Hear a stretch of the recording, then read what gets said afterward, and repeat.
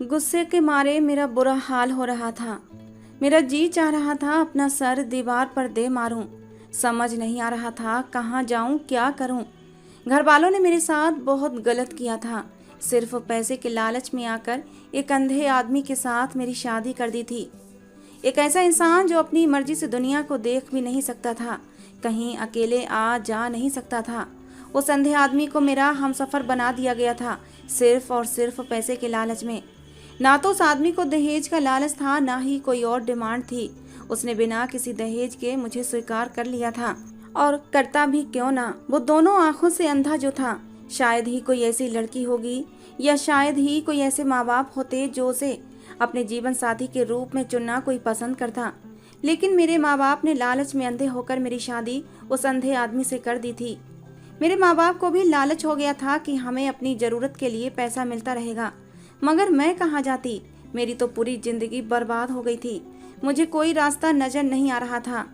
तभी दरवाजे के पास खटखट की आवाज़ सुनाई दी, और फिर दरवाजे के अंदर वो आता दिखाई दिया। उसके साथ उसका वो मेल सेक्रेटरी भी था जो हर वक्त उसके साथ रहता था। वो उसे कमरे में बिठाकर वापस चला गया, और जाते जाते मुझे कहने लगा, अगर किसी भी चीज़ की ज़रूरत हो या कोई भी प्रॉब्लम हो तो मुझे आवाज़ देकर बुला लीजिएगा, मैं साथ वाले कमरे में ही हूँ। मैं आंसू अपने अंदर ही अंदर उतार रही थी। ये कैसी रात थी। इस रात तो लड़कियां अपने हमसफ़र का बेचैनी से इंतजार करती हैं कि उनका हमसफ़र कमरे में आएगा, उनके हुस्न की तारीफ करेगा, उन्हें मुंह दिखाई का तोहफा देगा। लेकिन मेरे अंदर ऐसे कोई भी जज्बात नहीं थे। होते भी कैसे, मेरा पति तो मुझे देख ही नहीं सकता था। मैंने मन ही मन अपने आंसू कहीं अंदर उतार लिए थे और हाँ में सिर हिला दिया। मेरा पति पुनीत मेरे पास आकर बैठ गया और अपने हाथों से टटोल कर मेरे नए नक्श को महसूस करने लगा। गुस्से की एक तेज लहर मेरे पूरे शरीर में दौड़ गई थी। मैं गुस्से के मारे उसका हाथ पीछे झटकने लगी। उसके चेहरे पर हैरत के भाव उभरे थे। शायद वो इस तरह के व्यवहार के लिए तैयार नहीं था। वो तो समझ रहा था कि मैं गरीब खानदान की लड़की हूँ, उसकी दौलत से इम्प्रेस होकर उससे शादी की है, और अब कैसे उसे धुतकार सकती थी। मैं एक पल भी उसे अपने पास बर्दाश्त नहीं कर पा रही थी। मेरे धुतकारने को वो शायद मेरी शर्म समझा था, क्योंकि वो मेरे चेहरे पर गुस्सा और नफरत तो देख ही नहीं सकता था। वो मेरे करीब दोबारा से आया और वो मुझे झूठी मूठी प्यार की बातें कर रहा था। शायद मुझे ऐसा महसूस हो रहा था। मेरी पसंद नापसंद के बारे में पूछ रहा था, मगर मैं कुछ भी सुन नहीं पा रही थी। मेरा दिमाग तो यही ताने बाने बुन रहा था कि मैं इस आदमी से कैसे जान छुड़ाऊं। बार बार मेरी निगाहों के सामने मेरे बॉयफ्रेंड रचित का चेहरा आ रहा था, और तभी उसी समय मेरे दिमाग में एक आइडिया आया और मैंने उसे जल्दी से कहा कि मैं अभी कपड़े बदल कर आती हूँ। इतने हैवी कपड़ों की वजह से मैं थक गई हूँ। तब तक आप आराम करें, मैं अभी आ जाऊंगी। मैं उसे वहीं छोड़कर ड्रेसिंग रूम में कपड़े बदल कर दबे पांव कमरे से बाहर निकल आई थी। अब मुझे समझ नहीं आ रहा था कि मैं उस नौकरानी को कहाँ ढूंढूं जो इस घर में रेगुलर रहती थी और जिसने मुझे आते आते अपनी मजबूरी की एक लंबी दास्तान सुनाई थी। अब मैं सोच रही थी कि उसकी मजबूरी को क्यों ना अपने फ़ायदे के लिए इस्तेमाल करूं। मैं बाहर आई। सामने ही एक तरफ नौकरों के क्वार्टर बने हुए थे और सामने ही एक चौकीदार खड़ा था। मुझे देखकर हैरान हुआ था। कहने लगा, मैडम जी, आप इस वक्त यहाँ क्या कर रही हैं? क्या आपको कोई काम था? मैंने उसे कहा, मुझे रानी से बात करनी है। कहाँ है वो? उसे बुला दो। तभी चौकीदार रानी को बुलाकर ले आया। वो शायद सो रही थी, आंखें मसलती हुई बाहर आई थी। मुझे हैरान नज़रों से देखने लगी। देखने की अच्छी भली खूबसूरत लड़की थी। उम्र यही कोई 25-27 साल की थी, लेकिन मजबूरी के कारण वो इस घर में नौकरी कर रही थी। कहने लगी, मैडम जी, आपको कुछ चाहिए था क्या? मैं उसका हाथ पकड़कर अंदर ले आई और अपने हाथ में पहनी हुई एक कीमती सोने की अंगूठी उसके हाथ पर रख दी।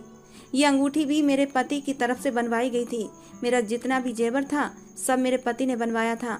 मेरे माँ बाप की इतनी औकात नहीं थी कि मुझे एक चांदी का छल्ला भी दे देते। उस समय मुझे ये अंगूठी बहुत पसंद आई थी, मगर अब जो मैं करने जा रही थी उसके लिए मुझे अपनी पसंदीदा चीज़ों की कुर्बानी देना इतना मुश्किल नहीं लग रहा था। मैंने रानी को कहा कि तुमने मेरा एक काम करना है। अगर तुम मेरा वो काम कर दो तो मैं तुम्हें और भी कुछ दूंगी।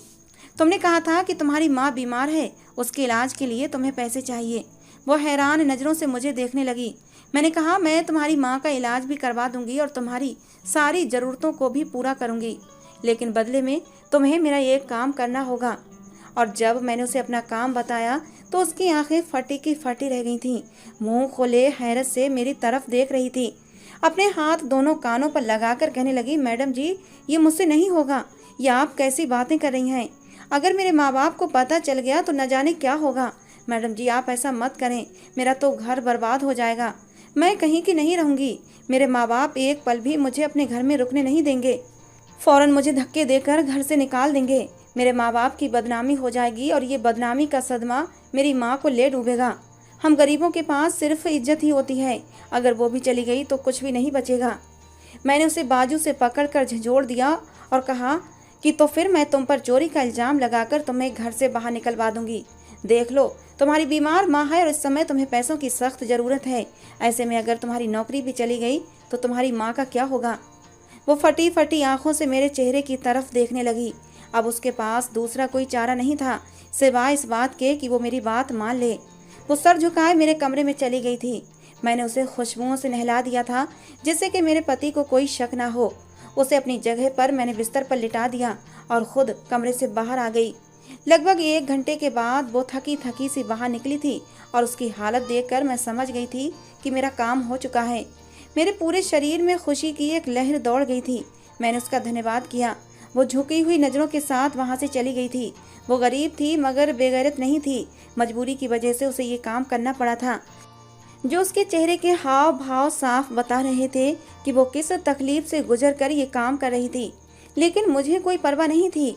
मैं जब कमरे में आई तो मेरा पति पुनीत सो रहा था। मैं भी आराम से अपनी जगह पर लेट गई और सोचने लगी कि सही समय पर मेरे दिमाग ने काम न लिया होता तो इस अंधे आदमी को बर्दाश्त करना मेरे लिए मुमकिन नहीं था। अब पुनीत मुझे बहुत अच्छे तरीके से बात करता था, मेरा ख्याल भी रखता था, मुझसे मोहब्बत का इजहार करता, मगर मुझे उससे कोई लगाव नहीं था। पुनीत को देखकर मुझे नफरत का एहसास होता था। उसकी बातें मुझे जहर लगती थीं। जितनी देर वो मेरे आसपास रहता मेरा जी चाहता कि कहीं उठकर दूर भाग जाऊं। मुझे उसकी शक्ल भी देखना पसंद नहीं थी, लेकिन मजबूरन मुझे उसकी बातें सुनना पड़ती थीं। लेकिन मैं उसके करीब नहीं जाती थी। जब भी उसका मूड होता मैं बहाना बनाकर उसके पास से हट जाती और रानी को उसके पास भेज देती। मेरा दिल ही नहीं करता था कि मैं उस अंधे आदमी के साथ रोमांस करूं। अब तो मुझे अपने माँ बाप से भी सख्त चिढ़ हो गई थी। मेरा भी अपने माँ बाप से मिलने का दिल नहीं करता था।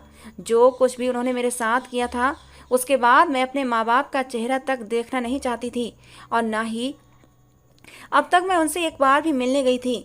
मेरी माँ को मेरी चिंता हुई, वो मुझे फ़ोन भी करती थी लेकिन मैं उनका फ़ोन भी नहीं उठाती थी। और इसी चिंता में वो एक दिन मेरे घर आ गईं और रोते हुए मुझे गले से लगा लिया। मुझसे शिकवा करने लगीं कि तुम इतने दिन से एक बार भी मिलने नहीं आई हो। माँ की बात सुनकर मेरा दिल नरम पड़ा था। पहले तो मुझे अपने माँ बाप पर गुस्सा था, लेकिन अपनी माँ की आंखों में आंसू देखकर मेरे दिल को एहसास हुआ था कि मैं अपनी माँ के साथ गलत कर रही थी। तभी मेरा पति पुनीत भी आ गया। कहने लगा कि तुम इनके साथ कुछ दिन रहने के लिए चली जाओ। यूँ मैं बुझे दिल से अपनी माँ के साथ उनके घर रहने के लिए आ गई थी। और फिर एक दिन मेरी मुलाकात मेरे पुराने दोस्त रचित से हो गई।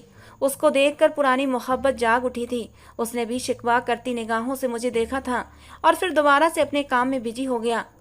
वो हमारे पड़ोस में ही रहता था। यूं ही कभी छत पर आते जाते मेरी नज़रें उसकी नज़रों से चार हुई थीं और हम दोनों एक दूसरे से मोहब्बत कर बैठे थे। अब भी वो छत पर पतंग उड़ा रहा था। काफ़ी देर तक मैंने उसे नज़रअंदाज करने की कोशिश की थी, मगर जब खुद पर काबू ना रहा तो मैं उसे बुला बैठी थी। और फिर उसकी शिकवे भरी बातें सुनकर मुझे अंदाजा हो गया था कि वो भी बहुत दुखी है और उससे ज़्यादा तो दुखी मैं थी। जो कुछ भी हुआ था उसमें मेरा कोई कसूर नहीं था। शायद ये तकदीर का खेल था, लेकिन मैंने अभी तक अपने पति को स्वीकार नहीं किया था और ना ही कभी स्वीकार करने का इरादा रखती थी। रचित के चेहरे की तरफ देखते हुए मेरे दिमाग में एक घिनौना ख्याल आया और मैं सोचने लगी कि इस ख्याल को मंजिल तक कैसे पहुंचाऊं। अपने माँ बाप के घर में कुछ दिन रहने के बाद मैं अपने घर वापस आ गई थी और फिर अपने घर आने के बाद अपने प्लान पर काम करना शुरू कर दिया।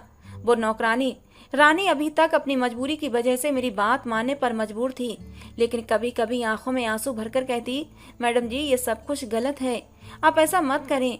आप अपने पति को धोखा देकर गलत कर रही हैं। आपने मेरी इज्जत भी खराब करवा दी। मेरी तो शादी भी नहीं हुई थी।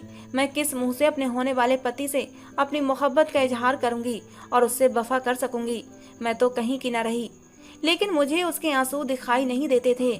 उसकी तरफ से तो मुझे सुकून था कि वो ये बात किसी को भी नहीं बता सकती क्योंकि अगर वो ये बात किसी को बताती तो उसकी ही बदनामी होती, कहीं भी उसकी शादी न होती और उसकी बदनामी का सुनकर उसके माँ बाप भी उसे घर से निकाल देते और किसी को मुंह दिखाने के काबिल न रहते।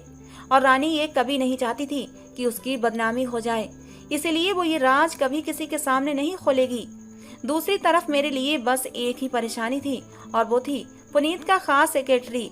मुझे तो सेक्रेटरी कम और चमचा ज्यादा लगता था। हर वक्त पुनीत के आसपास मंडराता रहता, उसका ख्याल भी बहुत रखता था, उसके साथ बहुत ही वफादार रहता था। मुझे उसे रास्ते से हटाना बहुत जरूरी था और इसीलिए मैंने ये प्लान बनाया था। आधी रात को फोन करके मैंने उसे अपने कमरे में ये कहकर बुलाया कि पुनीत की तबीयत खराब है। पुनीत की तबीयत का सुनकर वो राजेश जल्दी ही कमरे में आ गया था और तभी मैं चीखने लगी, शोर मचाने लगी। पुनीत भी हड़बड़ाकर उठ बैठा और जब मुझसे रोने का कारण पूछा तो मैंने उससे कहा कि तुम्हारे सेक्रेटरी ने मेरे साथ बदतमीजी करने की कोशिश की है। राजेश ये सुनकर परेशान हो गया था। उसने सफाई देने की बहुत कोशिश की, मगर पुनीत ने वही सुना जो मैं उसे सुनाना चाहती थी और वही देखा जो मैं उसे दिखा रही थी। उसने फौरन ही राजेश को नौकरी से निकाल दिया। राजेश अपनी बेगुनाही साबित करने की बहुत कोशिशें करता रहा, मगर उसे बिल्कुल भी कामयाबी नहीं मिली थी। मैं अपने सोचे समझे प्लान के अनुसार पुनीत से कहने लगी कि मेरे दूर का एक कजिन है, वैसे भी उसे नौकरी की तलाश है, वो आपके साथ रहेगा, आपका ख्याल भी रख लेगा, आप उसे नौकरी पर रख लो। ये सुनकर पुनीत कहने लगा कि अगर तुम ऐसा कह रही हो तो सही होगा, वैसे भी तुमसे ज्यादा मेरे साथ और कौन वफादार हो सकता है। पुनीत की बात सुनकर एक पल को मैं शर्मिंदगी की गहरी खाई में डूब गई थी कि मैं तो उसके साथ बेवफाई कर रही थी, उसे धोखा दे रही थी, उसके अंधेपन का फायदा उठा रही थी और वो मेरे बारे में कितने सच्चे जज्बात रखता था। मगर मैं अपने दिल में उठने वाले इन जज्बातों को थपक कर सुला चुकी थी और फिर मैंने रचित को घर पर रख लिया, उसे राजेश की जगह दे दी और वो भी मेरी वजह से ये काम करने पर तैयार हो गया था। वैसे भी इतना बड़ा घर था और यहाँ पर बहुत ऐशो आराम से वो रहने लगा था, उसे किसी चीज की कोई कमी नहीं थी और यहाँ तो उसे मेरी संगत भी मिला करती थी। हम दोनों ही एक दूसरे को पाकर बहुत खुश थे। बंद कमरे में हम सारी हदें पार कर चुके थे। जो हक मेरे पति का था वो मैं रचित को दे चुकी थी। पति की संगत मुझे घिनौनी लगती थी, जबकि मुझे रचित की संगत में मजा आता था, उसकी बाहों में मुझे सुकून मिलता था। बहुत ही चालाकी से पुनीत के सामने ही अपनी मोहब्बत का खेल हम दोनों खेल रहे थे और पुनीत को खबर भी नहीं थी। मैं रात के समय अपनी नौकरानी को पुनीत के कमरे में भेज देती और खुद रचित के कमरे में चली जाती थी। सब कुछ मेरी मर्जी के अनुसार हो रहा था। एक दिन पुनीत कहने लगे कि काम के सिलसिले में मुझे दूसरे देश जाना है। ये सुनकर तो मैं बौखला गई थी। अगर पुनीत विदेश जाएंगे तो फिर रचित को भी अपने साथ ले जाते और रचित के बगैर मैं कैसे रह सकती हूँ। और तभी बातों बातों में मैंने पूछ लिया कि आप अपने साथ किसको लेकर जाएंगे, क्योंकि आपका ख्याल रखने के लिए कोई तो होना चाहिए। वो कहने लगा मेरे साथ मेरा दोस्त जा रहा है, वो मेरा ख्याल रख लेगा। पुनीत की बातें सुनकर मैं सुकून से हो गई थी। मुझे भला इस बात पर क्या इतराज हो सकता था, बल्कि मेरे लिए तो अच्छा था कि मैं पूरे घर में आज़ादी से जो चाहे कर सकती थी। पुनीत विदेश चले गए। ये 1 महीना मैंने भरपूर अंदाज में गुजारा था। अपने पति के पैसों पर ऐश करते हुए मैंने रचित के साथ खूब मौज मस्ती की थी। पूरे हिंदुस्तान में वो सारी खूबसूरत जगहें जहाँ जाने का मैं कभी ख्याल भी नहीं कर सकती थी, उन जगहों पर न सिर्फ हम दोनों घूमने फिरने गए थे, बल्कि हम दोनों ने खूब ज़्यादा एंजॉय भी किया था। जिंदगी में आने वाले ये पल हम लोगों ने भरपूर तरीके से गुजारे थे। हम दोनों बहुत खुश थे। और फिर 1 महीने बाद जब पुनीत घर आए तो वो पहले से कुछ बदले हुए लग रहे थे। उन्होंने मुझसे नॉर्मल अंदाज में ही बात की थी, मगर फिर भी मुझे ऐसा महसूस हो रहा था जैसे कुछ तो गड़बड़ है। उनके बोलने का अंदाज बदला हुआ था। देखने में भी वो पहले से कुछ ज़्यादा सेहतमंद हो गए थे। उनके चेहरे पर एक खामोशी छाई हुई थी। जैसे ही रात हुई फिर से उन्होंने मुझे अपने करीब करना चाहा तो मैंने बहाना बना दिया और मैं उठकर बाहर आ गई और नौकरानी को अपने कमरे में बुला लिया और खुद रचित के कमरे में चली गई। मुझे उसके कमरे में गए हुए थोड़ी ही देर गुजरी थी जब एकदम दरवाज़ा खुला और कमरे की लाइट ऑन हो गई थी और जब मैंने देखा तो मेरा सब कुछ ख़त्म हो चुका था। मैंने जब आँख खोली तो घर में गरीबी का माहौल देखा था। सारी ज़िंदगी मैं हर चीज़ के लिए तरसते हुए गुजार रही थी। घर में मेरे माँ बाप के अलावा हम 5 बहन भाई थे। मैं बहन भाइयों में सबसे बड़ी थी और घर के काम काज की जिम्मेदारी मुझ पर ही थी। बाकी बहन भाइयों को छोटा होने की वजह से फिर भी थोड़ी बहुत छूट मिल जाया करती थी, लेकिन मेरी माँ का निशाना ज़्यादातर मैं ही बना करती थी। मेरी माँ को मेरी हरकतों पर काफ़ी ऐतराज़ रहता था। उन्होंने मेरी सहेलियों के घर आने जाने पर या ज़्यादा छत पर समय गुजारने पर ऐतराज उठाया, जिन्हें मैंने एक कान से सुनकर दूसरे कान से निकाल दिया था। मुझे ऐसा लगता है जैसे मेरी माँ हम बहन भाइयों से मोहब्बत ही नहीं करती हैं। उन्होंने बस हमें पैदा करके दुनिया में लाने की जिम्मेदारी निभाई है। मैं ऐसा सिर्फ सोच सकती थी, माँ के सामने कह नहीं सकती थी, क्योंकि वो चप्पल उतार कर ऐसा निशाना लगाती जो सीधा मेरे सर पर जाकर लगता था। कमाने वाले सिर्फ पापा थे, दोनों भाई बहुत छोटे थे। ऐसे में घर में ज़्यादातर दाल सब्जी ही बनती थी। कभी कभी तो घर में भूखे रहने की नौबत भी आ जाती थी। अच्छा खाना तो शायद महीने में एक बार ही नसीब होता था। रचित मेरी जिंदगी में बहार की तरह आया था। वो लोग कुछ समय पहले ही हमारे मोहल्ले में आकर रहने लगे थे। ये घर उन्होंने किराए पर लिया हुआ था और हमसे भी ज़्यादा गए गुजरे हालातों से गुजर रहे थे। हमें ये फ़ायदा था कि हमारा घर कच्चा पक्का ही सही मगर अपना खुद का घर था। मगर वो लोग तो बेचारे अपने घर से भी वंचित थे। रचित की कोई नौकरी भी नहीं थी। वो सारा दिन दोस्तों के साथ यहाँ से वहाँ घूमता रहता था। हम दोनों ही एक दूसरे को पसंद करते थे, शादी भी करना चाहते थे। और जब रचित ने मेरे लिए रिश्ता भिजवाया तो मेरी माँ पापा ने ये कहकर रिश्ता उसी वक्त रिजेक्ट कर दिया कि लड़के का चाल चलन ठीक नहीं है, वो तो कोई काम धंधा भी नहीं करता। ऐसे निकम्मे नाकारा इंसान के साथ लड़की को ब्याहने का क्या फ़ायदा, जो बेटी हर दूसरे तीसरे दिन मायके की दहलीज पर आकर बैठी रहे। मेरी माँ की बात एक हद तक ठीक भी थी, मगर मैं फिर भी अपने फैसले से पीछे हटने को तैयार नहीं थी। मैं जब इस बात पर ऑब्जेक्शन उठाने लगी तो मेरी माँ ने मेरी बहुत ज़्यादा पिटाई भी कर दी थी और माँ से मार खाने के बाद भी मैं अपनी बात पर डटी रही थी, 1 इंच भी पीछे नहीं हटी थी। उन्हीं दिनों मम्मी पापा के साथ ना जाने क्या क्या बातें चल रही थीं। वो हर वक्त एक दूसरे से घुसर पुसर बातें करते रहते थे। मुझे ऐसा लगता है जैसे ये लोग मेरे बारे में ही खिचड़ी पका रहे थे, मगर मैं ये भी जानती थी कि मेरी मर्जी के बगैर वो कुछ भी नहीं कर सकते, क्योंकि वो लोग जानते थे मैं बहुत ज़्यादा जिद्दी टाइप की लड़की हूँ। तभी एक दिन मेरी माँ ने मुझसे कहा कि तुम्हारे पापा ने तुम्हारा रिश्ता अपने बॉस के साथ तय कर दिया है। ये बात सुनकर तो मैं हक्का बक्का रह गई थी। भला ऐसा कैसे हो सकता था? मेरे पापा के बॉस तो बहुत ही पैसे वाले आदमी होंगे और उसके साथ मेरी शादी कैसे हो सकती थी? लेकिन फिर भी मुझे गुस्सा आया था। मुझे उस समय पैसे से कोई मतलब नहीं था। रचित की मोहब्बत का खुमार मेरे सर पर चढ़ा हुआ था। उसके अलावा मुझे दुनिया की कोई भी चीज़ नज़र नहीं आ रही थी। मैंने कहा, माँ आप मेरी मर्जी के बगैर मेरे रिश्ता कैसे तय कर सकती हैं, जबकि आप जानती भी हैं कि मैं किसी और के साथ शादी करना चाहती हूँ। माँ ने मेरी बात सुनकर अपना सर पीट लिया था। कहने लगी, वो निकम्मा जो 10 रुपये भी नहीं कमाता, वो तुम्हें कहाँ से खिलाएगा? वो तुम्हारी ज़रूरतें कैसे पूरी करेगा? तुम मेरी औलाद हो। मैं चाहती हूँ तुम्हें दुनिया के सारे सुख और आराम मिलें। जो सपने तुम्हारे मायके में रहकर पूरे न हुए वो तुम्हारे अपने घर में पूरे हो जाएं। मैं जानती हूँ तुमने छोटी छोटी चीज़ों को तरस तरस कर इतने साल काटे हैं, लेकिन हम लोगों की इतनी औकात नहीं थी कि तुम लोगों के सारे खर्चे पूरे कर सकते। लेकिन अब मैं चाहती हूँ मेरे बच्चे अपने आगे की ज़िंदगी में खुश रहें, और यही सोचकर मैंने ये फैसला तुम्हारे लिए लिया है। पुनीत एक बहुत ही अच्छा लड़का है, तुम्हारे सारे सपने पूरे कर देगा। तुम्हें ज़िंदगी में कभी किसी चीज़ की कोई कमी नहीं रहेगी। उस निकम्मे नालायक रचित का ख्याल अपने दिमाग से निकाल दो। वो तुम्हें ज़िंदगी में सिवाय दुखों के कुछ भी नहीं देगा। माँ की बात सुनकर मैं चुप हो गई थी। पापा भी इस रिश्ते के लिए दिलो जान से राजी थे। मैं अपनी माँ से इतना ज़्यादा नहीं डरती थी, लेकिन पापा से बहुत डरती थी, और उनके सामने तो मैं ऐसी बात करने के बारे में सोच भी नहीं सकती थी। मेरे पापा कुछ बीमार भी रहते थे। पिछले कई सालों से वो शुगर की बीमारी से घिरे हुए थे, यहाँ तक कि उनके गुर्दे भी खराब होने लगे थे।